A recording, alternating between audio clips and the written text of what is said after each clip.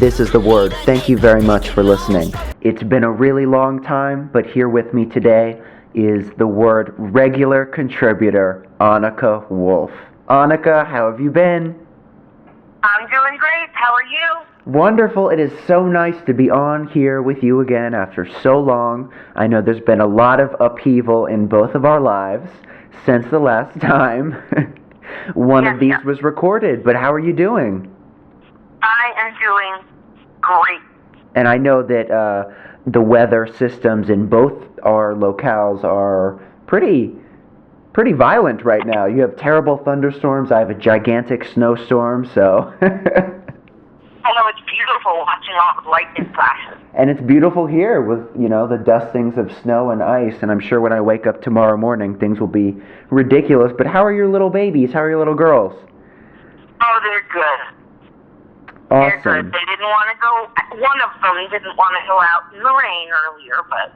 Oh, my dogs would always do that, and then they would end up going to the bathroom inside because they were very prissy about not wanting to get wet. Well, it's funny because having the second dog who will go, the older dog likes to pee on top of where the younger dog was, so because the younger dog went out and peed, she followed. Which was actually kind of nice. Well, that is so funny. But we have a great show today, a nice return. We're going to hear from some very interesting guests. We have some great topics, Cecil Chow and Vladimir Lenin, a combination that could not be created or you would not see anywhere else. But before that, we have an Annika's angle, and I understand you have some really great topics for us today. I do. Just a little sad shout-out first. Rest in peace, Maurice the giraffe. Oh, that was the name of the giraffe. Viably breedable. I'm sure you were, adored by your zookeepers. Yeah. So and so we're going to talk about the giraffe and Annika's angle, and then, but give us a little preview of the Annika's angle. Well, I'm always in for crime, love crime. And oddities. Wait, can I get that quoted? Annika Wolf loves crime. Crime and oddities, absolutely. So I have some things that combine the two, crime and crime. Cool. So we'll hear some cool crime stories. But so we will go to Annika's angle. But first, the news. From Columbia Town Center, United States of America, this is 15th of February 2014. The Geneva II talks have ended prematurely, providing no resolution to the Syrian civil war. The breakdown is reportedly ascribable to the myopic foci of both the Syrian government on terrorism and the opposition rebels on regime change.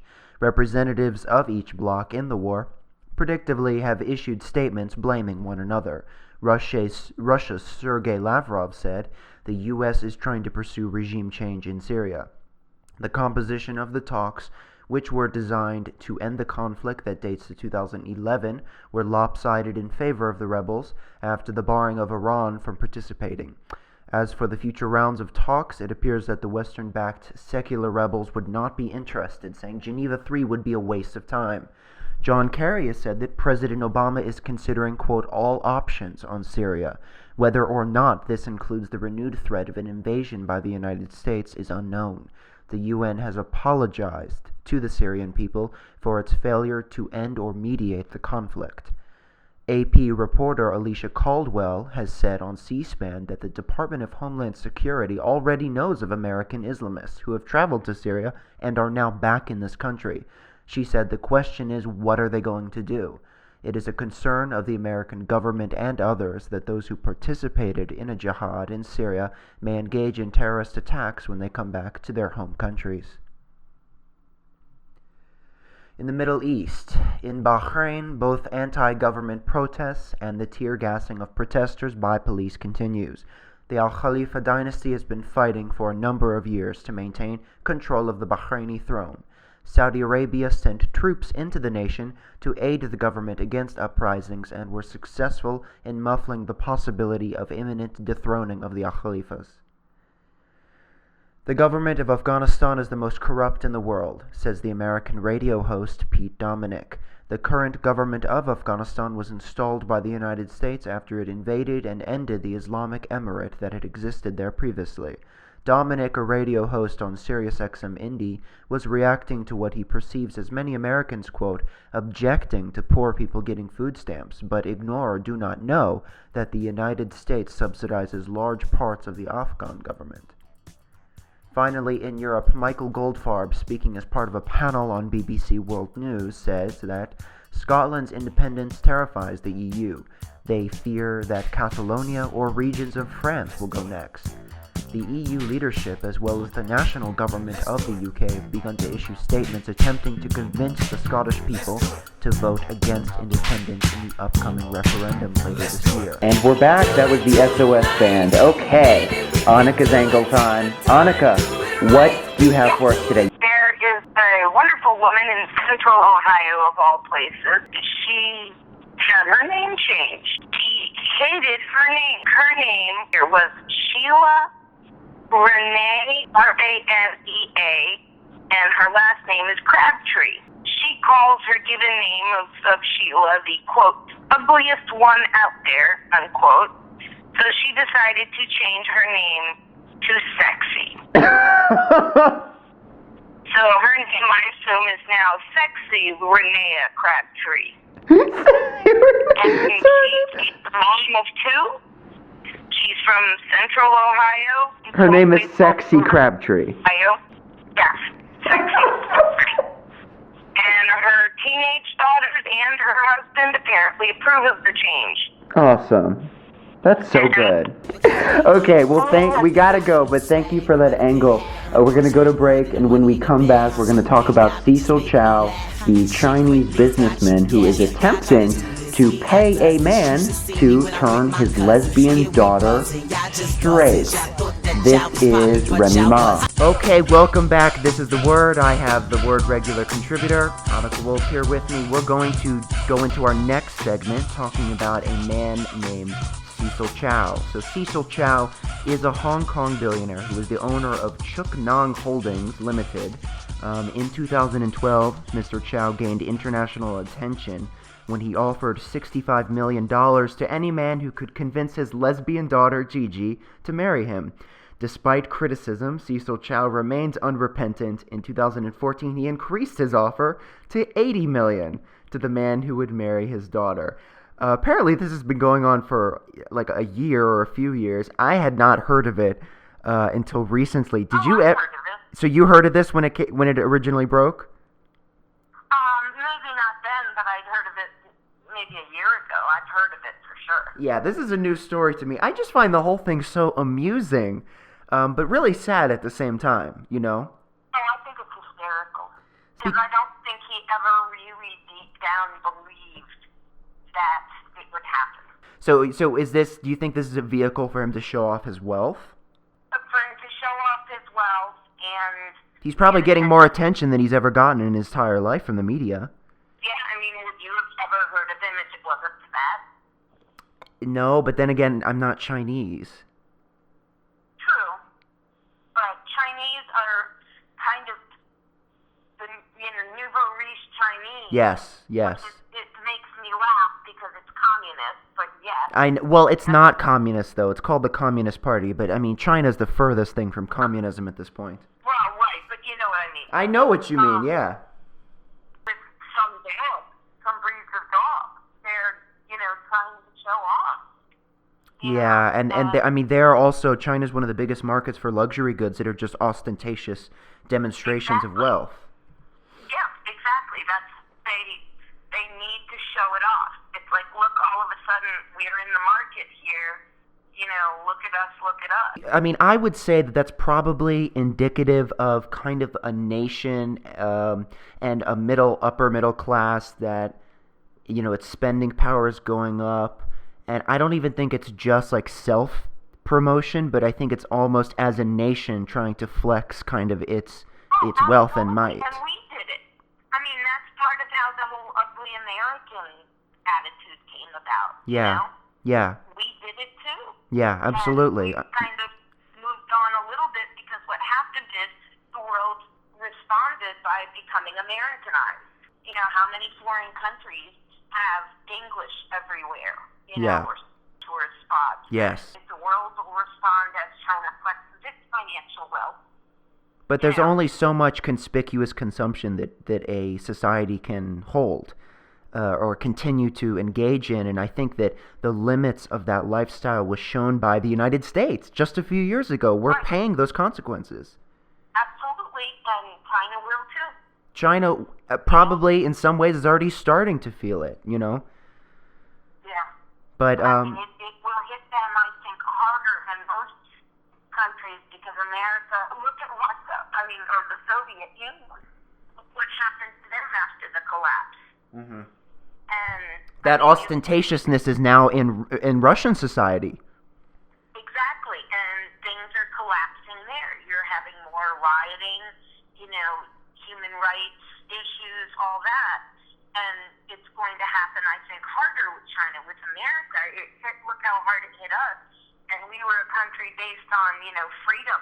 And okay, well, that's an editorialization. So they would say freedom, whatever, but... Right, but what I mean is America likes to show off, look, we can say anything, we can do anything. Yes. And we have the money to prove it. Well, they're going to be having the money to prove it. And the thing is... freedom. And as people show off, and people want to show off their wealth, and it's going to backfire for these people big time. Yeah. That's my opinion, it's my whatever, but that's what I think there's a lot of merit to what you're saying, and it's interesting because there's the freedom to consume, which both Americans and Chinese do have, but political freedom is an entirely different realm. But it's interesting because any freedom. America prides itself on being the land of the free whatever. Free whatever, yeah.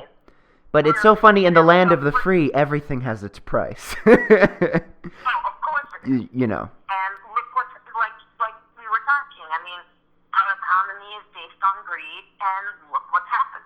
Yeah. I think China should, instead of trying to emulate the United States, should try to learn from our mistakes. But I don't think that's happening at all. No, the world doesn't. That's a lesson that the world has never... Well, I mean, because I think each of these peoples... Yeah, exactly. Yeah, so people will try to emulate the superpower of the moment, because that's what we are. And we're on the way down, unless, we have like a second wind like the Byzantine Empire did, but I don't think that's going to happen, Yeah, I mean, we're the new guy on the block, essentially. Yeah, but we're starting to be the old guy on the block. You know? We're starting to become irrelevant, is what it is. Yeah. And I think that's scaring the crap out of people. Yeah.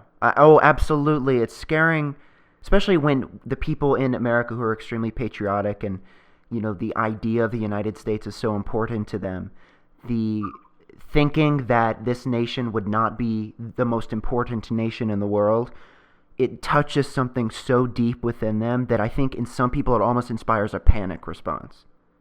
Oh, I agree. I mean, look, you've got all these survivalists now. And you have, absolutely. It's become more and more extreme and more prevalent, I think, too. And, anti-immigration feelings. Survivalists as kind of one in a million, and now they're dime a dozen. Well, and of course there's very many successful businesses that cater to survivalists. Oh, God, yes. And we see other expressions like, movements against foreign languages or against peoples of different ethnicities. There's just a lot of panic response. And because I think what happens when you have a personal identity and your nation becomes a part of your personal identity, you start to feel the hurts of your nation. And I think people do this on some level, everyone does. But for someone who's like, my country, what is that phrase? My country, right or wrong or whatever, for those type of people right now, they're going to physically feel it and psychologically feel it much harder. And I remember, knowing an immigrant who, I once asked about the accent. And, I said, where are you from? Said, I'm an American. I said, right, where are But that's you? that's not an answer. Right, but they said, it doesn't matter, I'm an American. Yeah. And I liked that answer.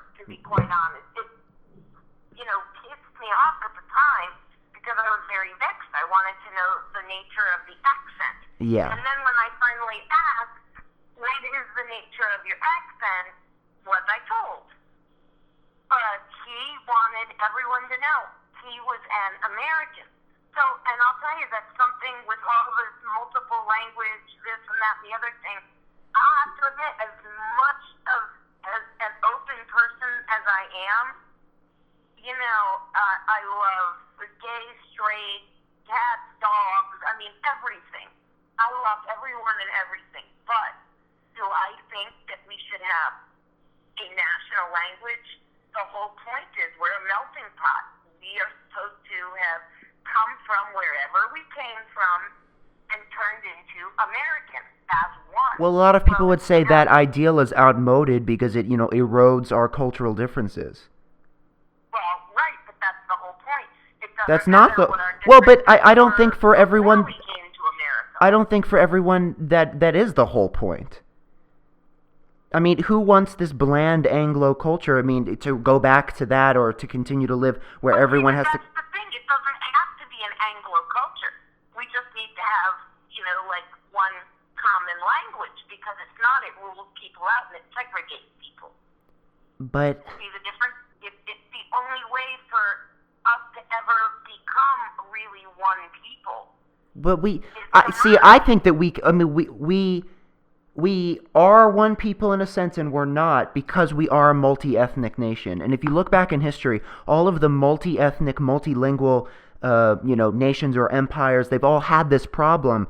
But I don't think it's a problem at all. It just is a fact. I mean, half of our country used to be Mexico, I mean, you cannot reduce, with a little, pavement shaver. But if you look back 100 years ago, okay, as just 100 years ago, people who immigrated to America, if they didn't learn English, they were the ones out in the cold, right? They had to learn English to survive. But see, that's a myth, because if you look at the memoirs of so many people who came over here, when they did come over here, they stayed in their own ethnic enclaves because of the prejudice they faced, and a lot of the people never had to learn English and never did because they were so cut off from the society in which they lived. They were in the Italian enclave, or, the Russian enclave. They learned English, they eventually assimilated. But now you're getting, I think, less and less of that. But anyways, that's a discussion for another day, and I apologize for digressing. This is in a way much more interesting and intellectually stimulating than Cecil Chow. But what I was going to ask you about China is, I see them, at least the Chinese upper middle class and maybe even the leadership, are in a cultural sense trying to emulate American conspicuous consumption. Do you agree? Oh, absolutely, I agree. What do you think will be the outcome in 10 years, in 20 years, in 30 years? I think that you'll have the widening to the, like we have here, the 99% and the 1%. Absolutely. Gap, and eventually that's going to come to a head. Yeah, you took the words out of my mouth, because that's what the kind of logical conclusion to this process is. There becomes this divide, and it's a very multi-tiered society. It becomes in a kind of a... The strong are going to get stronger, the weak are going to get weaker, and the class. But what ironically will really be bizarre, because China began, this government began as a communist nation, but it really will be the kind of Marxist, way of looking at a capitalist class structure, the bourgeoisie and everyone else. And that's where we are in the United States, and China, that's where they're headed as well. And they're heading there faster than we ever did. Oh my God, they absolutely are. And what do you think is fueling that? I think we are, to be quite honest. The United States? Because they had our precedent, and they want to catch up, and there's almost like a jealousy factor. And there's really nothing to be jealous of, because we're heading for I know. It's like being jealous of an ice cube, but the ice cube's melting, and you see it getting smaller, but you're still jealous because it's big. Still at this point bigger than you. Cold. I completely agree with you. This always happens when it's just me and you, but this is a good conversation. Yeah. Because and as far as Cecil is concerned, he wants to give away $80 million? Fine, you can pay for a sex change, get me a dick, and I'll marry you. I mean, where it gets to the point, the excess. It's like, really? Yeah. $80 million? How much must he have? I mean, when does money become irrelevant? I know. I mean, I'm just... And the fact that amazes me, too, is she still talks to him every day. Well, and How is she not pissed off? I mean... And I think that's partly, I wanted to get one of my Facebook friends, Hall Goch, on here who had some insight into Chinese culture. I think that might be part of the Chinese Neo-Confucian culture with, you respect your parents, right or wrong. Well, and, that's a lot of the Jewish culture, too. The Judeo-Christian ethic is, honor thy parents. But, and I know I had a lot of my issues on, always honor, respect your elders. Yeah. And elders can be wrong, and respect needs to be earned. Oh, it absolutely needs to be earned. And I'm sure that there are probably, a few dissenting voices in China who are saying, guys, stop. Can we please look at where this kind of march to empire has led the United States? Or the Soviet Union, or the Roman Empire, whatever. But they're probably the ones without the money, and therefore are not going to be listened to. Yeah, well, and in China, there's the legal framework to make them quiet as well.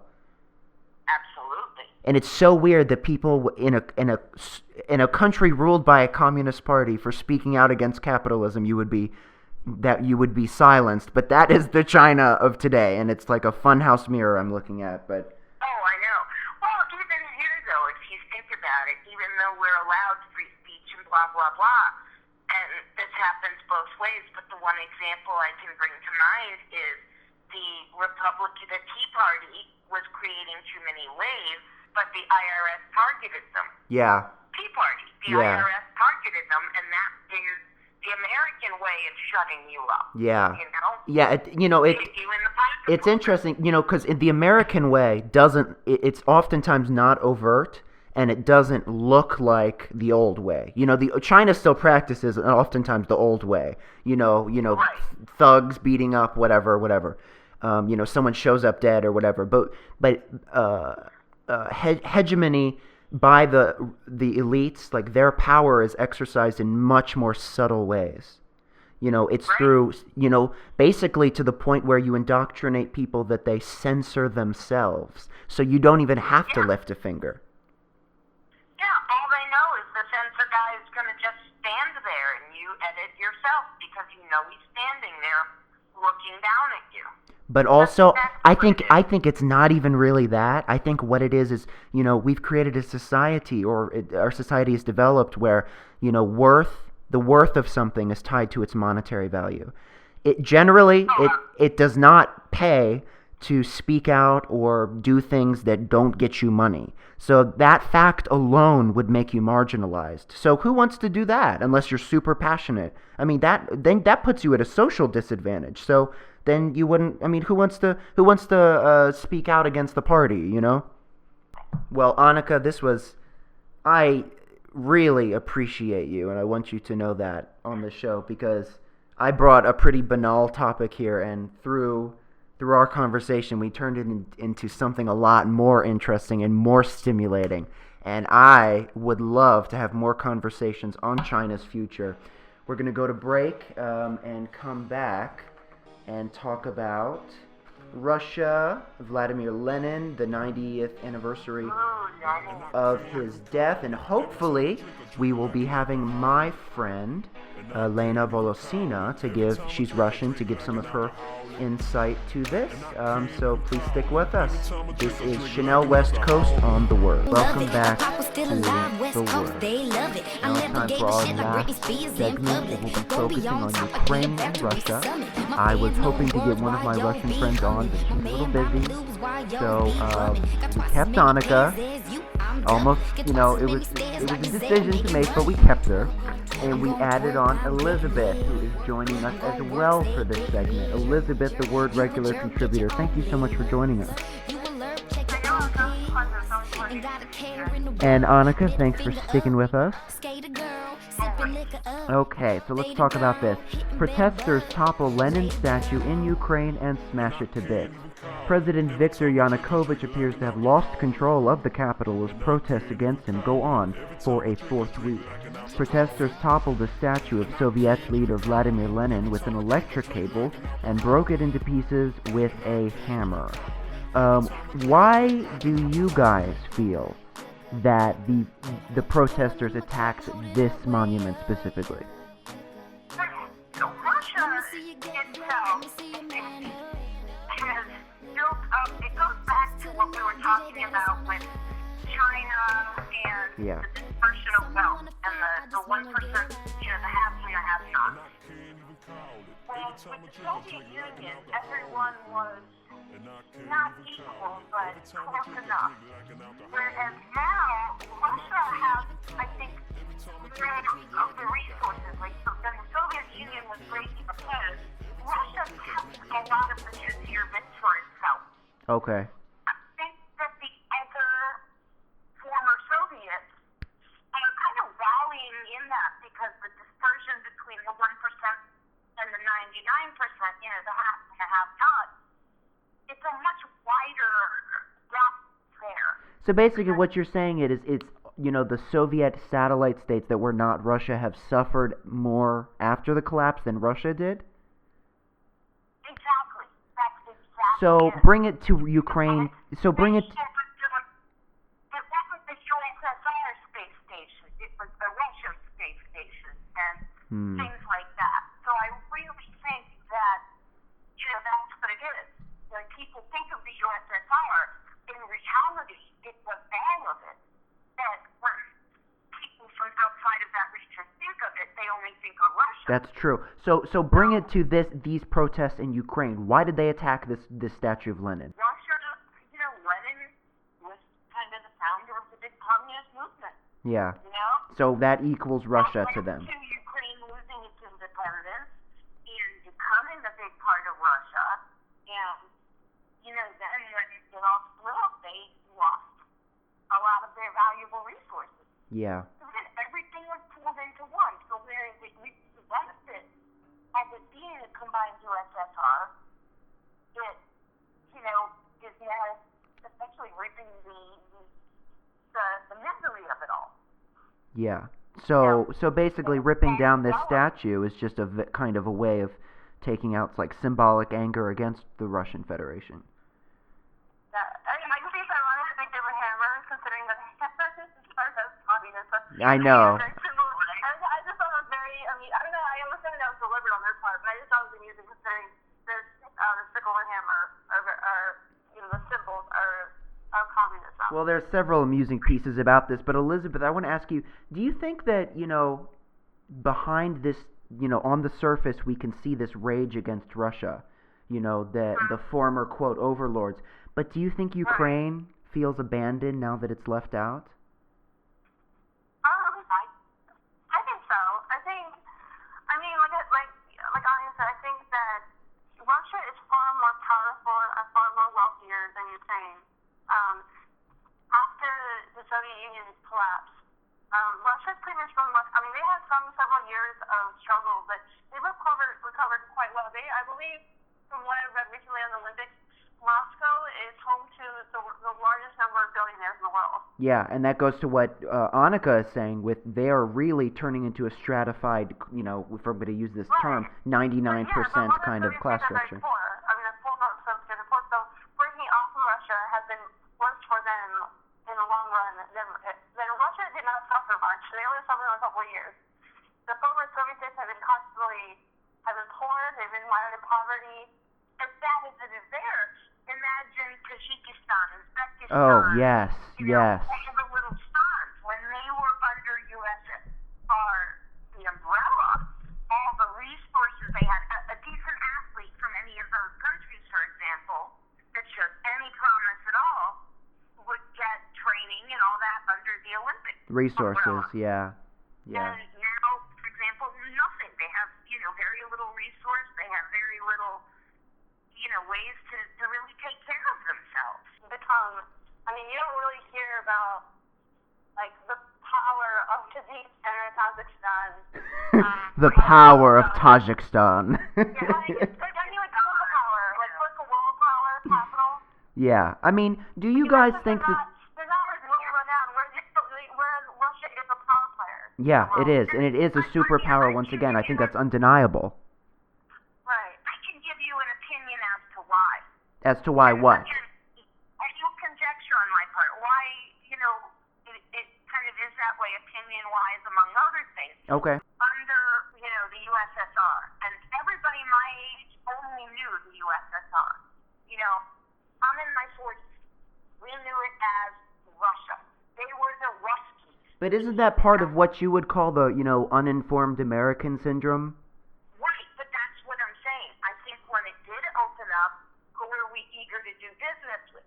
The Ruskies, not, and I won't call it that anymore. Let's call it the Russians. But you know what I'm saying?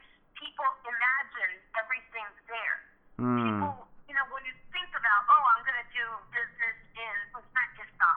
Yeah, Or, and business in Georgia or Croatia. and the United States did not really start paying attention to those former Soviet bloc states, that all the stans, until the War on Terror, when they were conveniently used as air bases, and then kind of, I guess, forgot about them. Right, but even Georgia and Ukraine, I guarantee you, and you can do your own, in fact, I encourage you to do your own survey on this. Have a clipboard and just do a simple statistical surface, 9 out of 10 people, and ask them how many Georgias are there. Oh, Or, God. something to that effect. Yeah. Is there a Georgia outside the U.S.?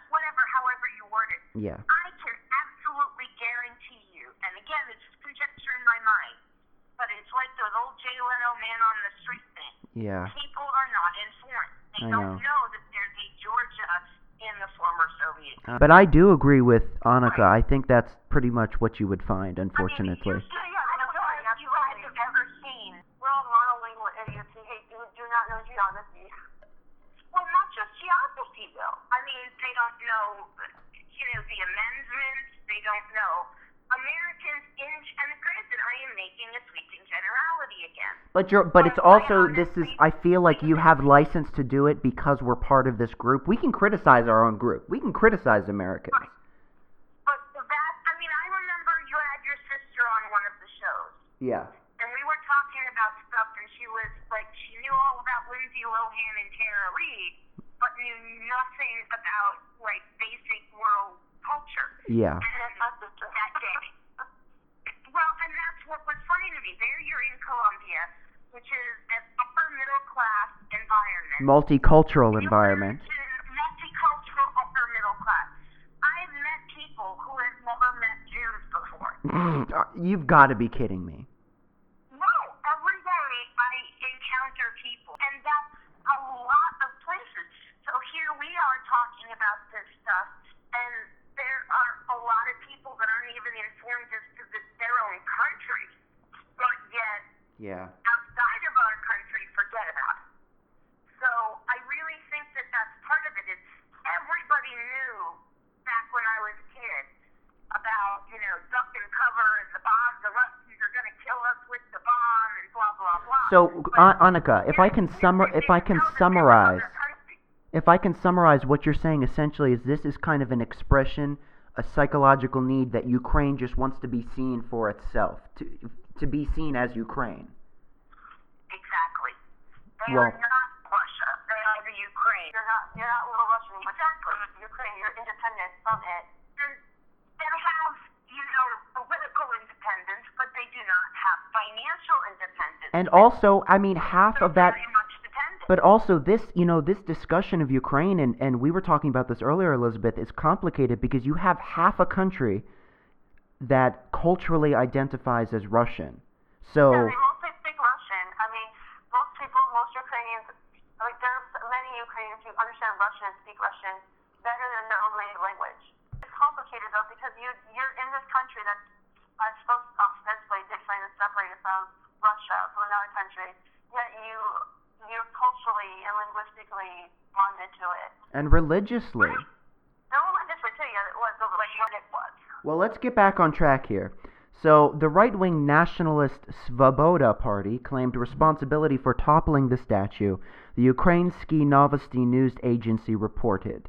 Have you guys heard of this Svoboda Party? I had not heard of it up until maybe 2 weeks ago, but to me, it seems like it's one of those far right-wing nationalist movements, kind of like UKIP, but more violent, like Golden Sun in Greece. Have you guys heard of Svoboda? Are you surprised that far-right movements have sprung up and taken a prominent far-right nationalist movements have sprung up and taken a prominent part in this protest in Ukraine? Well, that's not surprising at all, because even in the Soviet Union, nationalist pride was, it Yes. was the national Soviet. Yes, you have a great point Whatever there. nation they were. Yeah, you have a point. Elizabeth, do you have anything to add on to that point? I mean, does it surprise you that the far right is having more and more involvement in this unrest? No, absolutely not. The far right is very influential now, mostly in Europe, and it's caused a lot of unrest throughout many European countries due to economic conditions. It has to be when economic conditions are very unstable. The far right has taken advantage of it and caused a lot of anarchy. Yeah, and austerity regimes is really when the right performs the best. You've seen it in many European countries, not just in Ukraine, obviously Greece, Italy, France, UK, yeah. France, Spain. They're taking this anger felt from the people towards the government, and they're using it for their own political power. And it's very troubling, honestly. And in that same vein, something that shocked you was Switzerland's referendum. Yeah, because I always just assume that Switzerland, considering with its high quality of life, very progressive political values, and that it earned like one of the highest incomes in the world, that it's very that it has an immigration quota now. I'm surprised that that kind of influence has even now reached Switzerland. I thought Switzerland was kind of immune to that. But I guess, we're seeing in the... I'm no longer surprised that Italy or at least France or these countries now, because every country now is showing that whenever the far right takes hold, nothing is predictable. Yeah, that's absolutely nothing's predictable. Look, Italy's going through prime ministers like clothing, Yeah, and I mean, they're showing, they're having a lot of immigration hate too. I mean, their football players, their soccer players receive a lot of hate always, and especially if they're non-white. Yeah. Yeah. In Switzerland, they're doing a restricted quota. I mean, you think that because there's many jobs available and very good benefits, that they would welcome immigrants because they offer different skills, they offer different experiences due to their personal backgrounds. But I mean, what is a Swiss? I think it's very, I don't know, maybe it's because we live here in America where it's very multicultural and diverse, but there's no defined idea of what American is, because Americans come in different shapes, colors, sizes, and everything. Yes. Where the countries where they don't have a multicultural, like Italy is having problems with it. Like they revere Mussolini, which I never thought that would happen, but yeah, it's very troubling to think that now if you go to these countries, these beautiful countries like Greece, Switzerland, Italy, Spain, that if you're not, they're going to be angry about it, and they're going to be resentful, and they're going to take action against it. And Yeah. in all of these regimes, they're so segmented and corrupt. Italy is corrupt.